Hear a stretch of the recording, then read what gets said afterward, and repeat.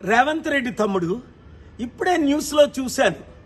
ఈరోజు నువ్వు media రిపోర్టర్స్ని attack చేయడం, అంతేకాకుండా 10 సంవత్సరాల వరకు నేనే ముఖ్యమంత్రిగా ఉంటానని.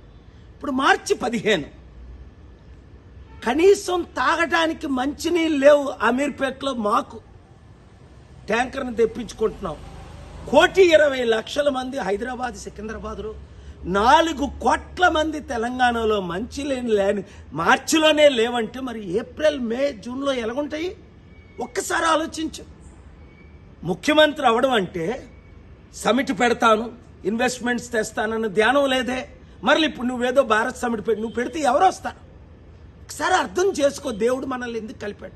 నేను పోటీ చేయకుండా వరంగల్లో నీకు ఎందుకు మద్దతు ఇచ్చాను? రాష్ట్రాన్ని బాగు చేయడానికి, అప్పులు తీర్చడానికి, అభివృద్ధి చేయడానికి, మంచి చేయడానికి. మరి నువ్వేం చేస్తున్నావు? బీజేపీ వాళ్ళు గెలిపిస్తున్నావు. అలాగే రాహుల్ గాంధీకి, కాంగ్రెస్కి మూటలు మోస్తున్నావు అని అందరూ చెప్తున్నారు. ఇప్పుడు దోచుకోవడం, దాచుకోవడం, పంచిపెట్టడమేనా, లేదా ప్రజల మీద ధ్యానం ఉందా? నిరుద్యోగులు ఆత్మహత్య చేసుకుంటున్నారు, రైతులు ఆత్మహత్య చేసుకుంటున్నారు, మంచినీళ్ళు లేకుండా ప్రాబ్లమ్స్ అవుతున్నాయి, విద్యా వైద్యం అన్నది కనిపించట్లేదు. 15 నెలల్లోనే నువ్వెంత ఫెయిల్డ్ ముఖ్యమంత్రి అయితే, ఒక అన్నగా, శాంతి దూతగా, నీ అడ్వైజర్గా నాకెంత బాధేస్తుంది. కనుక ఈ వీడియో చేస్తున్నాను.